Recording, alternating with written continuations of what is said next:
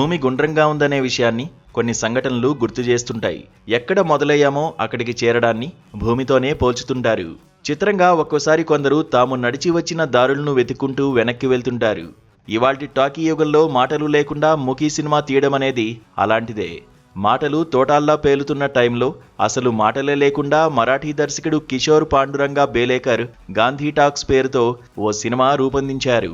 గతంలో కమల్ హాసన్ హీరోగా ప్రముఖ దర్శకులు సింగీతం శ్రీనివాసరావు ఇలాగే పుష్పక విమానం తీశారు.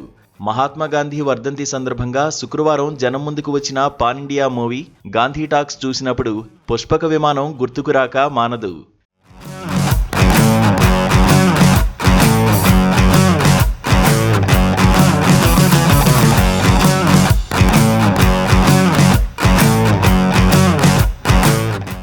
కథ విషయానికొస్తే ఇది ముంబైలో జరిగే కథ. మహాదేవ్ నిరుద్యోగ యువకుడు.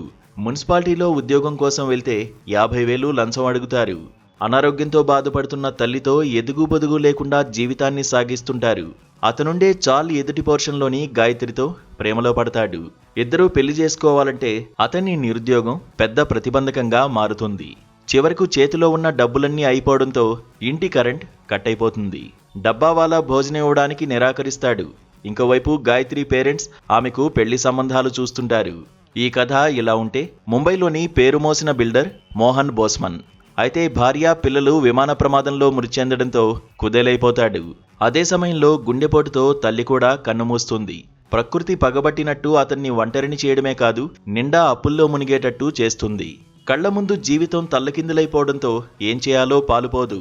ఈ కష్టాల నుండి తప్పించుకోవడానికి అతనో ప్లాన్ చేస్తాడు. అలానే ఈతి బాధల్ని అధిగమించడానికి మహాదేవ్ సైతం తెగువతో ఓ నిర్ణయానికి వస్తాడు.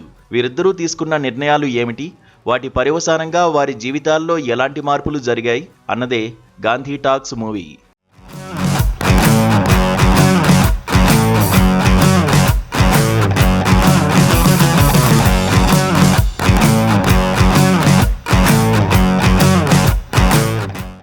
గతంలో వచ్చిన పుష్పక విమానం సినిమాలో నేపథ్య సంగీతం, అప్పుడప్పుడు రేడియోలో పాటలు మాత్రమే వినిపిస్తాయి. కానీ ఏ పాత్ర నోరు తెరిచి ఒక్క మాట కూడా మాట్లాడదు.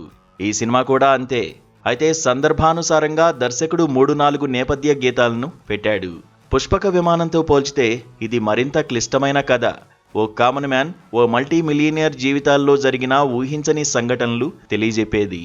కొన్ని చోట్ల దర్శకుడు కాస్తంత స్వేచ్ఛ తీసుకుని కథను సెల్ఫోన్లో టెక్స్ట్ మెసేజ్తో నడిపాడు.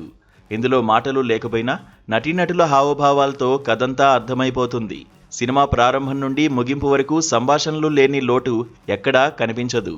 మూకీ సినిమా చేయాలని తప్పించిన దర్శకుడు ఆ విషయంలో సక్సెస్ అయ్యాడు. గాంధీ టాక్స్ మూవీని 2 సంవత్సరాల క్రితమే గోవాలో జరిగిన ఇంటర్నేషనల్ ఫిలిం ఫెస్టివల్లో ప్రదర్శించారు. మూవీ నిర్మాణం వెనుక Zee Studios, Curious, Movie Mill వంటి సంస్థలు ఉన్నాయి. నటి మీరా చోప్రా సైతం ఈ చిత్ర నిర్మాణంలో భాగస్వామి.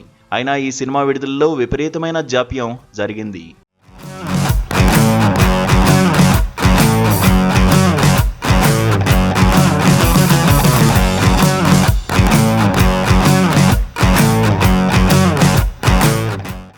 నటీనటుల విషయానికొస్తే విజయ్ సేతుపతి, అరవింద్ స్వామి, అదితిరావు హైదరీ తమ పాత్రలకు సంపూర్ణ న్యాయం చేకూర్చారు.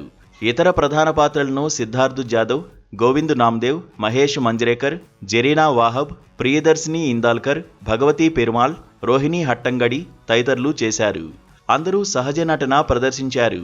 మాటల్లేని ఈ సినిమాకు వెన్నెముకగా నిలిచింది ఏఆర్ రెహమాన్ అందించిన నేపథ్య సంగీతం. అలాగే పాటల బాణీలు 1-2 బాగున్నాయి. హోదాతో సంబంధం లేకుండా డబ్బు మనిషిని ఎలా ఆడిస్తుందనేది దర్శకుడు కిషోర్ పాండురంగ్ ఈ సినిమాలో చూపించాడు. ఇవాళ గాంధీ వర్ధంతి. ఆయన నడిచిన బాటకు, ఆయన చెప్పిన మాటలకు ఈ తరం చాలా దూరం వచ్చేసింది. వారికి గాంధీ అంటే కరెన్సీ నోటు మీద ఉండే ఓ మనిషి మాత్రమే. గాంధీ వర్ధంతి సందర్భంగా వచ్చిన ఈ సినిమా ఒకసారి గాంధీని గురించి తలుచుకునేలా చేస్తుంది.